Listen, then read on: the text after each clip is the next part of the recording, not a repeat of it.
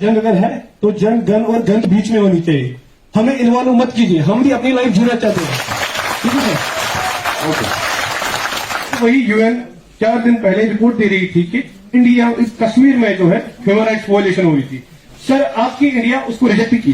Sir जबकि वो अफगानिस्तान के बारे में कुछ बोल रहा है तब आप एक्सेप्ट कर रहे हो, लेकिन हमारे बारे में जब बोलेंगे तो आप रिजेक्ट कर रहे हो। फोर्स और जब किसी एनकाउंटर में फोर्स आ जाती है तो यूजुअली मिलिटेंट 1, 2, 3, 4, 5 ज्यादा से ज्यादा 10 या 20 हो सकते हैं, लेकिन सर उन 10 मिलिटेंट्स के एनकाउंटर में हजारों की फोर्स आ जाती है। तो सर मेरा पहला क्वेश्चन ये है कि वो हजारों की फोर्स क्यों लाई जाती है 10 मिलिटेंट्स को शहीद करने के लिए या उनको मार डालने के लिए? एंड सर मेरा दूसरा क्वेश्चन ये है कि जैसे फॉर एग्जाम्पल मेरा कोई काजन है, मेरा कोई रिलेटिव है या मेरा भाई है या कोई और है, उसने मिलिटेंसी ज्वाइन कर ली, उसके बाद उसको मार डाला गया, तो उसके बाद उसकी फोटो या उसकी वीडियो रखना मोबाइल में हमें अलाउड क्यों नहीं है? क्योंकि ये इमोशनल मेहरबानी करके पीछे वाले सर मेरा थर्ड क्वेश्चन ये है कि किसी बंदे के ऊपर अगर इल्जाम लग जाता है कि ये OGW है, लेकिन उसकी कंप्लीट वेरिफिकेशन होने तक उसकी जमानत क्यों नहीं होती? जैसा कि हमारा एक नेबर है, उसको 2 सालों से तिहाड़ जेल में रखा गया है, लेकिन अभी भी ये प्रूव नहीं हुआ है कि वो OGW है कि नहीं। तो उसकी जिंदगी के जो ये अहम 2 साल थे, बिकॉज वो एक ही बंदा था जो आपकी फैमिली को सपोर्ट कर पा रहा था, लेकिन आप उसकी फैमिली क्या करे, वो नेबर से उधार ले रही है, उनके ऊपर उधार काफी ज्यादा बढ़ चुका है। तो ये कंप्लीट वेरिफिकेशन होने तक उसकी जमानत क्यों नहीं होती ताकि वो अपना कोई कारोबार स्टार्ट कर सके? लास्ट वाला बेटा ये जुडिशियल क्वेश्चन है, ये मेरी पावर में है नहीं। जो आपने पूछा है कि कब तक उसका जुडिशियल में चलता रहता है, उसका आंसर मैं नहीं दे पाऊंगा। पहला क्वेश्चन आपका ये था कि इतनी तादाद में फौज क्यों आती है? फौज बेटा तादाद में इसलिए आती है क्योंकि कॉर्डन एंड सर्च ऑपरेशंस में हमारे 2-3 ऑब्जेक्टिव होते हैं। पहला ऑब्जेक्टिव ये होता है कि जो भी लाइकली एस्केप रूट्स हैं, जहां से वो भाग सकते हैं अमूमन तौर के ऊपर, हम उसको कट करें, और उसी के अंदर ज्यादातर लोग लगे होते हैं। बहुत कम लोग होते हैं जो कि सर्च में जाते होते हैं। और सेकंड होता है क्योंकि जब भी ऐसी ऑपरेशन होती है हमें ये चिंता होती है कि कोई लॉ एंड ऑर्डर सिचुएशन ना बने, उसके अंदर आवाम को और नुकसान ना हो, और एक विशेष साइकिल शुरू हो जाए, संगबाजी शुरू हो जाएगी और वायलेंस बढ़ेगी, इसलिए वो होती है। और एक आपका बीच वाला जो क्वेश्चन था वो क्या था? हाँ, पिक्चर्स का टेररिस्ट मेरे को कोई, मैं आपको बता रहा हूं, मैं GOC विक्टर फोर्स हूं, ये मेरे परव्यू में इसका कानून है नहीं, तो इसके ऊपर मैं कमेंट कर नहीं पाऊंगा। मतलब जो सेमिनार हो रहा है इसको रिलीजियस मत, ठीक है सर? सर मैंने खुद देखा है, मैं आई विटनेस आपका जो क्या शादी में रखी, ठीक है सर? 44 सर मेरे रिलेटिव भी यहाँ है, हम दोनों गए थे साथ में, घर वालों को लेके यूसर गए थे, तो वहां से हम आए।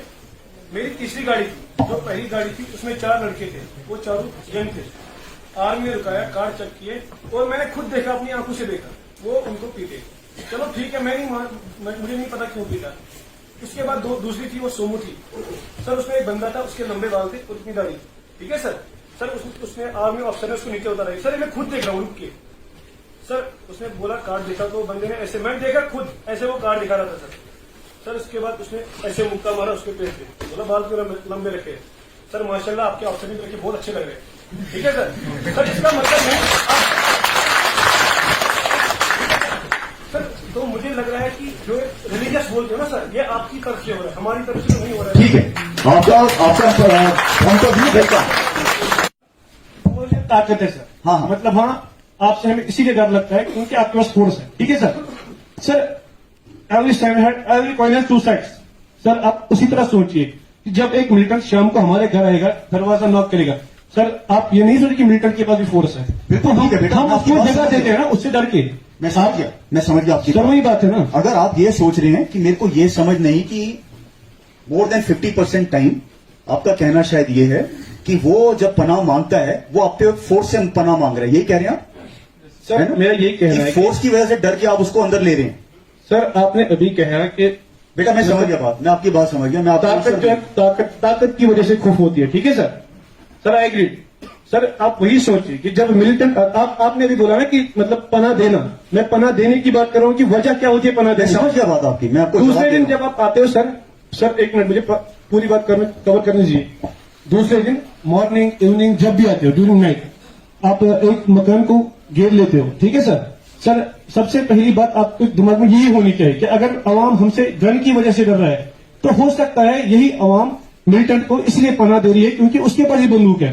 तो आपको ये चाहिए ना सर कि जो पब्लिक फोर्स कर रहे हैं फिर डिस्ट्रक्शन ऑफ हाउसेज। सर मैं भी बोलूंगा, हमने आज से पहले 10 साल मकान बनाए, अभी भी पूरा नहीं हुआ है, विद इन मिनट्स खत्म, कुछ भी नहीं रहता है। सर वही मैं बोल रहा हूं ना, आप भी सोचिए कि अगर मिलिटेंट इस घर में घुसा है, घर वाले ने नहीं घुसा है, इसीलिए घर वाले को इतना कुछ झेलना पड़ता है। और बाद में क्या होता है कि मतलब हमने देखा फिर एनकाउंटर्स के बाद जो उनके हमसाया है, सोसाइटी है, हमारी कमेटियां है, वो फंड्स जमा करती है, ठीक है सर, क्योंकि उनको मकान बनाने देने के लिए। लेकिन हमने ये भी देखा है बाद में उन्हीं कम्युनिटीज को पुलिस की तरफ उठाया जाता है, वो बोलते हैं कि ये मतलब अब ये भी आतंकवादी है। सर ठीक है, अगर घर वाला फोर्स की वजह से मिलिटेंट को पनाह देता है, उसके बाद आपकी तरफ से कोई हेल्प नहीं होती घर वाले की, लेकिन उसके बाद से होता है जो कम्युनिटीज हेल्प करना चाहती है उस मकान मालिक को, दूसरा मकान, उनको भी फोर्स उठा के ले जाती है। सर यही बात है, आपका जंग अगर है तो जंग गन और गन के बीच में होनी चाहिए। हमें इन्वॉल्व मत कीजिए, हम भी अपनी लाइफ जीना चाहते हैं, ठीक है सर? ओके, करना चाहिए, मैं तैयार हूं, मैं बहुत खुश हूं इसके लिए, क्योंकि सबसे बड़ी चीज इंसानियत होती है। धर्म को साइड में छोड़िए सर। सर आपने अभी बात की अफगानिस्तान की। सर पहली बात तो ये थी कि ये मिशन पहल था, हमें पाकिस्तान को इसमें घुसाना नहीं चाहिए था। इंडिया की यही प्रॉब्लम है, जहां हम बात करते हैं पाकिस्तान को घुसाते हैं। सबसे पहली बात, पाकिस्तान की बात यहां होनी ही नहीं चाहिए थी। सर आपने अभी बोला कि यूएन रिपोर्ट है कि इस टाइम अफगानिस्तान में 1.5 लाख मिलिटेंट्स एक्टिव है। सर सबसे पहली बात वही है। सर दूसरी बात, आपने बोला कि जब किसी घर में मिलिटेंट ट्रैप हो जाता है तो आप किसी को लेते हो वहां पर एज ए सर, लेकिन मेरे हिसाब से आप बोलते हो टेररिस्ट, हम अगर टेररिस्ट की तरफ देखेंगे वो तो है आतंकवादी जो कि आतंक फैलाता हो, डर हो। सर सही बात है, लेकिन जब आप एक सिविलियन को उस घर में घुसाते हो, आप ये क्यों सोचते हो कि वो मिलिटेंट जो है इसको देख के गोली नहीं चलाएगा? इसका मतलब ये है कि वो आतंकवादी नहीं है, ही रेस्पेक्ट ह्यूमैनिटी। दोबारा बोलना सर मेरी बात यह है कि आप लास्ट पॉइंट बस, बाकी समझ गए। सर आपने बहुत से इश्यू ऐसे बोले, लेकिन सर अगर हम बात करना चाहिए, इश्यूज इतने हैं कि अगर दिन भर भी बोलेंगे तो खत्म नहीं हो जाएंगे। लास्ट की बात, हाँ सर, सर हमारा यही है कि आप बोलते हो लास्ट में, अब मैं आप ही से एंड करना चाहता हूँ। आपने बोला कि पाकिस्तान है फ्लो करता है, सर आप भी कुछ ऐसे कर दीजिए ना जिससे हम उस फ्लो से बचे। आपकी तरफ से भी ऐसे कुछ होने चाहिए। ओके, जवाब दो। कोई बंदा कोई मिलिटेंट ऑर्गेनाइजेशन ज्वाइन करता है तो इंडियन आर्मी को उसके घर वालों को हार्समेंट करती है, या वहाँ के जो लोग होते हैं गाँव के लोग या यूथ, उनको क्यों हार्समेंट होती है? बेटा समझ नहीं आया, दोबारा बोलेंगे? सर मेरा क्वेश्चन ये है कि अगर कोई बंदा गलती से बंदूक उठाता है, कोई मिलिटेंट ऑर्गेनाइजेशन ज्वाइन करता है, तो इंडियन आर्मी उसके घर वालों को क्यों मारती है, या जो उस गांव के लोग होते हैं उनको क्यों मारते हैं, या उनको क्यों बुलाते हैं? एक बात कि हर कोई बंदा गलत होता है। बेटा कोई एग्जाम्पल बता सकते हो जिसके अंदर I am suffering from the same. That is why I am putting such a question. Please open up. Please tell me, where have you been picked up by Indian Army? Sir मेरा हमसाया militant था, that is why they picked up me. Please tell me, where have you been picked up by Indian Army? Sir जगह का नाम बताइए। Sir मुझे कोई reason पता नहीं कि ऐसे ही उठा लिया। बेटा मैं ये पूछ रहा हूँ, आपको उठाया ना, किस कंपनी ने या कहाँ? सर मुझे उठा लिया सिडको वालों ने। सॉरी, सिडको सिल्को वाला। लासीपुरा। Okay, right. क्योंकि आपका स्पेसिफिक पॉइंट है, let me get into this point and come back to you. साहब आपको इसका जवाब देंगे, अपना नाम जरूर दीजिएगा, पर मैं इसको आगे लेके जाता हूँ। इस पॉइंट को मैं थोड़ा आगे ले जाना चाहूंगा क्योंकि ये कई लोगों के ऊपर होता है। While killer in Srinagar side. So actually, sir, my question was that a real encounter or fake encounter? Okay, sir.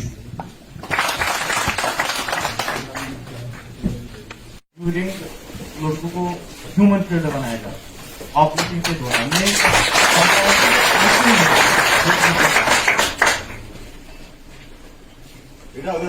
सलामुअलैकुम everyone.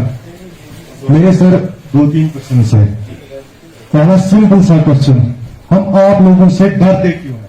Simple सी बात है, इसका वजह क्या है ये आपको देना पड़ेगा। ठीक है सर, सुबह मैं अपनी गाड़ी में निकलता हूँ, रास्ते में एक कैंप पड़ता है टहाव। I don't know, you know but मैं ये जानना चाहता हूं, वहां पर जो स्पीड ब्रेकर्स हैं वो उतने नहीं बड़े हैं सर। जब मैं गाड़ी में चलता हूं मैं 5 बंदों को नहीं उठा सकता, क्योंकि जब मैं 5 बंदों को हूं गाड़ी ऑटोमेटिक स्टेप नीचे हो जाती है, गाड़ी लगी जाती है। क्यों सर इतने इतने बड़े स्पीड ब्रेक्स हो गए? हाँ, सिक्योरिटी रीजन है, गुड, दैट्स गुड। हाँ, आप रखिए 2-3 जंप रखिए, मतलब स्ट्रेस में रखिए सर। इतने इतने बड़े जंप से कि गाड़ी लगी जाती है, नुकसान हो जाता है। और भी क्वेश्चन है, देखेंगे वाकई पर। Thank you sir. The country mostly जब हम दानियल टनल को पार करते हैं, हमारा जो राइट टू फ्रीडम वो हमें तब पता चलता है कि फ्रीडम होता क्या है। क्योंकि हम अपने बंधु को या अपने जो कलीग्स है हमारे, वो जम्मू यूनिवर्सिटी में या बाकी जगह जो भी यूनिवर्सिटी है, they are right to live in any sort of circumstance. उनका अच्छे से फ्रीडम भी मिल रहा है, उनकी एग्जिस्टेंस भी अच्छे से मिल रही है। जो वो चाहेंगे, चाहे उनको शाम रात भर 12 बजे या 1 बजे भी वो अंदर अपने घर में घुस सकते। तो यहाँ पे हमने देखा कि जो मोस्टली हमारा यूथ है या मोस्टली जो हमारे कलीग्स है, शाम के 5 बजने के बाद ही दरवाजा बंद होता है। So why we are facing this sort of harsh circumstance, वो ये है कि मोस्टली जो हमारा यूथ है प्रेजेंट डे सिचुएशंस में, we are facing a turmoil from last few years. तो इस टर्मोइल से निकलने के लिए जो यूथ है, they are mostly in the stressful condition.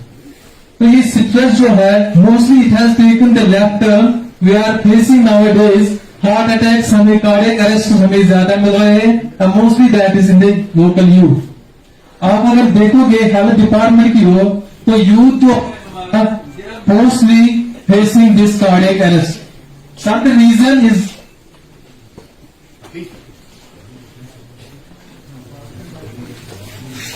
I think this is the pressure of this colonial army on this youth side.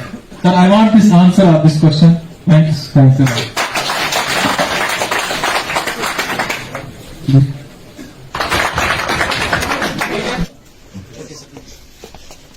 बेटा, मैं जो कुछ बोलूंगा वो आज आप मेरे को अब्बू के इस तरह मान लीजिए, क्योंकि मेरे बेटे की उम्र 25 साल है, और या अपने बड़े भाई की उम्र के तकाजे के साथ मेरी बात को सुनिए। इसी पुलवामा में एक अहमद भाई रहते हैं। अगर मैं उनके बेटे का नाम ले दूंगा तो शायद कल को उनको सिक्योरिटी की दिक्कत हो जाए। और इसी के साथ लगता हुआ दूसरा गांव है जिसके अंदर मुनीर भाई रहते हैं। और इन्हीं लोगों के साथ मैं यहां पर सन 77 में, जब मैं राजबाग कॉलोनी श्रीनगर में रहता था, बड़ा हूं। तो कुछ मैं आपको शायद ज्यादा डिटेल में समझता हूं। और उसके बाद मैं 2006 में आया था टॉम साहब की तरह सीओ बन के अनंतनाग के काजीकुंड छोटे से इलाके में। मैं वहां पर भी एक बटालियन को कमांड कर चुका हूं। इन लोगों को आपके सामने बिठाने का, आपसे रूबरू कराने का मेरा मकसद ये था कि पहले आपकी सुनूं और कुछ अपनी बताऊं जो टॉम साहब ने कवर किया। अब आप ध्यान से मेरी बात सुनिएगा, पहले सीधे आपके सवाल, फिर मेरे कुछ और कमेंट। हम लोग ह्यूमन शील्ड क्यों बनाते हैं? अगर आपको मैं यही सिलसिला थोड़ा अलग बताऊंगा तो आपके जहन में शायद मेरी बात अपील करेगी। बेटा, ये ह्यूमन शील्ड नहीं है, ये एक कवर है ताकि कल को आपकी फौज के ऊपर कोई फद्दे इल्जाम ना लगे। अंदर जाएंगे, मेरी बहनें होती हैं, माएं होती हैं, और ये मैं अपनी आप बीती बता रहा हूं। अगर वो अंदर चले जाते हैं बिना अपने से किसी को लिए, तो अमूमन ये पता लगता है बाद में कि साहब उसने कुछ उठा लिया, या फलाने की तरफ गलत निगाह से देखा, या साहब उसने अंदर आके बदतमीजी करी। और अगर मान लीजिए अंदर कोई और भी हुआ, मान लीजिए टेररिस्ट, हम चाहते हैं कि एकदम से उसके ऊपर हमारे को फायर ना करना पड़े। और अगर वो आपका हमसाया है या आपका रिश्तेदार है, शायद आपकी वजह से वो बाहर आ जाए। हमारा मकसद इतना ही अंदर जाने का, जिसको आप समझ रहे हैं गलती से कि ये ह्यूमन शील्ड है। अगर वो जो अंदर टेररिस्ट है, अगर वो ठीक इंसान होगा, जब वो सिचुएशन डेवलप होगी तो उसको क्या करना चाहिए?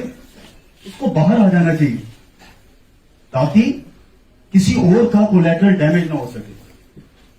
परसों एक रात को ऑपरेशन हो रही थी, आपने सुनी होगी। जब हम उसको बोल रहे थे बाहर आ, वो आने को तैयार नहीं।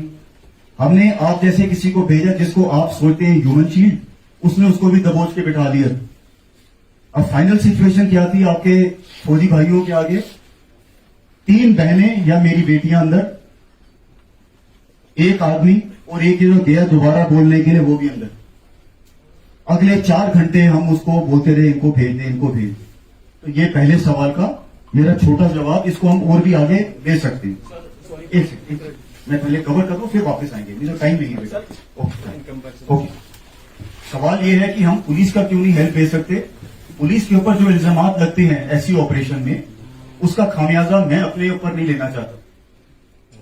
मैं चाहता हूं कि जब मैं ऑपरेशन कर रहा हूं, उस ऑपरेशन के अंदर मैं अपनी, हमारी ड्रिल्स होती हैं, हमारा अपना ट्रेनिंग चलती रहती है, ये दिन रात यही काम कर रहे होते हैं। उसके अंदर जितने और लोग आएंगे उतनी वहां पे खिचड़ी बन जाती है बेटा। आप लोग तो अगले दिन अखबार में पढ़ते हैं कि क्या हुआ, पर जमीन के ऊपर मैंने आपको एक छोटा सा एक एग्जाम्पल दिया। पुलिस का भी नुकसान हुआ 2 दिन पहले, किसी को पता है वो नुकसान कैसे हुआ? अब मैं आपको पुलिस का एग्जाम्पल देता हूं। बडगाम इलाके में वो गए अंदर, उनको ये यकीन नहीं था कि अंदर टेररिस्ट है कि नहीं। दरवाजे से अंदर घुसे हैं, वो फैमिली मेंबर वो कह रहे हैं बाहर निकले, इतनी देरी में फायर आया, एक वहीं पर गिर गया, दूसरा थोड़ी देरी के अंदर दम तोड़ गया। पुलिस के लिए भी वही प्रॉब्लम है, अगर मैं पुलिस को भी भेजूंगा उसको भी वही दिक्कत होगी। तो ये एक सवाल का आपका पहले का जवाब है। सेकंड सवाल आपका ये था कि आप हमसे डरते क्यों हैं? मेरे भाई ने पीछे से पूछा। बेटा, फोर्स एक चीज ही ऐसी है, जो भी यूज करता है उसको, उसी से किसी को डर लगता है। अगर मैं अभी आपके अंदर अकेला रह जाऊंगा, मैं भी डरूंगा। जब मैं जाता हूं टेररिस्ट के इलाके के अंदर और मैं अकेला रह जाता हूं, अभी मैं आ रहा था, किसी वजह से मेरे को जिन्होंने लेकर आना वो मेरे साथ नहीं थे, मेरी गाड़ी अकेली आई है पूरा, पूछिए किसी से भी। तो डर ऐसी चीज है कि जिसके पास भी फोर्स है उसको जस्टिफाई करना पड़ता है। एक अंग्रेजी में कहावत है, force has to be legitimate, right? If I have to be legit. जब तक 2 चीजें होती हैं किसी भी सोसाइटी की तरक्की के लिए, एक है सिक्योरिटी और एक है डेवलपमेंट। दोनों इंटर रिलेटेड है। अगर सिक्योरिटी होगी, डेवलपमेंट होगी, डेवलपमेंट होगी, सिक्योरिटी के लिए और पैसा आएगा, सिक्योरिटी और मुनासिब होगा।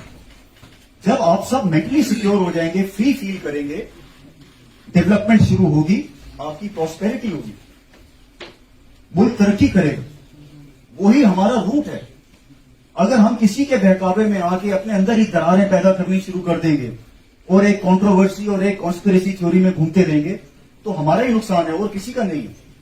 बेटा, जिस दिन सिक्योरिटी सिचुएशन उस कंपनी के इलाके में ठीक होगी, अपने आप सीओ साहब के पास इतनी ताकत है और जिगर है कि वो रोड ब्लॉक खुद ही हटाते जाएंगे। ये सारे सिक्योरिटी सिचुएशन से रिलेटेड है।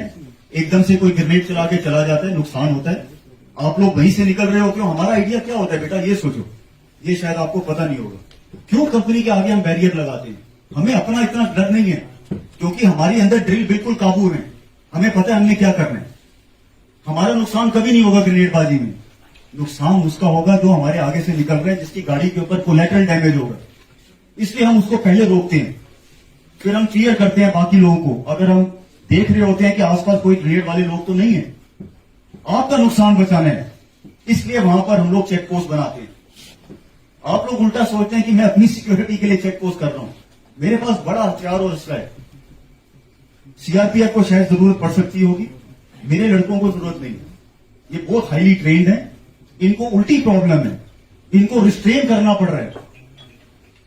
फायर करना सबसे आसान चीज है। तो यकीन मानिए 90% जहां बैरियर है वो आपकी सुरक्षा के लिए है, मेरे लिए नहीं, ताकि हम मिलिटेंट को दूर रोक सके। साहब, हम नीचे जाते हैं तो वहां हमें फ्रीडम नजर आती है ना? मैं भी यहां पर रात के बाद टेक्टिकल मूवमेंट करता हूं, और मैं भी जब यूं निकलता हूं इस टाइम पर आपकी मार्केट के अंदर से, तो लाजमी तौर से मेरा भी मन करता है कि मैं भी उतर के अंगूर खरीद लूं। तो जैसे मैंने आपको बोला, जिस दिन आप लोग पाकिस्तान के मंसूबे को समझ लेंगे अपने दिमाग से, मेरी बात को आप गटर में डालो। 4 बातें बोलता हूं। आज 70 साल के बाद पाकिस्तान का कोई भी इंडेक्स उठा के देख लीजिए, फिरका परस्ती, हमारे आपस के इस तरह के भाईचारे को नुकसान पहुंचाना चाह रहे हैं, वो अपने मंसूबे बनाते हैं। हम उसको देखना चाहते हैं कि ये कहीं पर मेरे को कोई सुराग मिल जाए ताकि मैं जाके इन मंसूबों को नाकामयाब कर सकूं। मेरा आज आदेश है, कोई भी मोबाइल आपका 15 मिनट से ज्यादा रिटेन नहीं होगा। मंजूर है? कौन 20 पास ही होगा, 15 मिनट के 20 हो सकेंगे, 20 मिनट से ज्यादा आपका मोबाइल फौजियों के पास नहीं होगा। सीआरपीएफ है, पुलिस है, क्योंकि सबकी यूनिफॉर्म आजकल तकरीबन वो भी हमारी जैसे पहनने लग गई है, उसका मैं आपको जवाब नहीं दे सकता। आपकी कार बेटा साइड पे क्यों करनी पड़ती है? कार बेटा इसलिए साइड पे करनी पड़ती है क्योंकि मेरी भी करनी पड़ती है। अगर मैं आ रहा हूं और दूसरी तरफ से कॉन्वॉय जा रहा है, मेरे को भी सीआरपीएफ वाला साइड पे कर देता है। आपने सोचना है ये क्यों कर रहा है? वो इसलिए कर रहा है क्योंकि आज से 2 साल पहले ही एक लेथपुरा अटैक हुआ था, 40 लोग हलाक हुए थे। वो फौजी थे, सीआरपीएफ के थे, सिविलियन थे, कोई मतलब फर्क नहीं थे तो इंसान। उस तरह की सिचुएशन को कंट्रोल करने के लिए गाड़ी को साइड पे लगाना पड़ता है। मैं जब से आया हूं, मैंने हजारों बारी कोशिश कर ली है कि साहब जब तक कॉन्वॉय है उतनी विंडो तक रोको, उसके बाद जाने दो। क्योंकि मेरे पास भी मुनीर भाई, अहमद भाई, बड़े ऐसे लोग मेरे को मिलने आते हैं। वो जब चलते हैं श्रीनगर से, डाउनटाउन से, तो कहते हैं कि साहब अभी तक हम यहां तक ही पहुंच पाए हैं। वो तो साहब नहीं कहते, मेरे बचपन के नाम से बुलाते, तो उनको भी इसके थ्रू जाना पड़ता है। आज मैं अपनी वाइफ को अभी एयरपोर्ट छोड़कर आ रहा हूं, मेरे को 1.5 घंटा लगे। तो जब सिचुएशन ठीक होगी, हम सबके लिए ठीक होगी बेटा। जब तक सिचुएशन नाजुक है तो हम क्यों अपना और खामियाजा भुगतें? जब आईडी उड़ेगा उसके अंदर मेरी मां बहनें भी हो सकती है खड़ी हुई आसपास। कल का क्लिप सबने देखा श्रीनगर वाला, उसने तो साला यहां से खोल के AK-47 मार दिया। अब AK-47 की जब गोलियां निकलती हैं, जब आप हिप पोजीशन से मारते हो, उसको नहीं पता मेरे आगे पुलिस वाला है कि सिविलियन है। ये तो खुदकिस्मती है, या जो भी आप सोच लीजिए कि नुकसान खाली उतना हुआ, नहीं तो आसपास के 4-5 और ढेर होने थे। नेक्स्ट पॉइंट, आपकी कार खाली उतनी देरी के लिए साइड पर करी जाएगी जितनी एक मुनासिब देरी, और जिस दिन हालात ठीक हो जाएंगे, मैं पहला आदमी हूं जो कि बोलेगा कोई कार नहीं रुकेगी। अभी मैं आया हूं बिल्कुल मार्केट के अंदर से, आप पूछ लीजिए किसी से भी, कोई कार किसी की साइड पे थी या मैं रुका हुआ था बीच में? अभी आप डायल कर लीजिए फोन। मैं आया हूं किस तरह से? नेवा से लेकर यहां तक, आप इनफैक्ट नौगाम चौक से लेके यहां तक आप किसी से अभी फोन करिए, मैं यहां खड़ा हूं। क्या मेरे कॉन्वॉय को किसी ने रोका? या मेरे लिए क्या आरोपी भी लगी हुई थी? कोई आरोपी नहीं लगी हुई। सो ये सिक्योरिटी की प्रॉब्लम्स है बेटा। जैसे जैसे ये प्रॉब्लम्स ठीक होंगी, ये प्रॉब्लम्स ठीक होती जाएंगी। गाली फैमिली मेंबर्स के आगे निहायत ही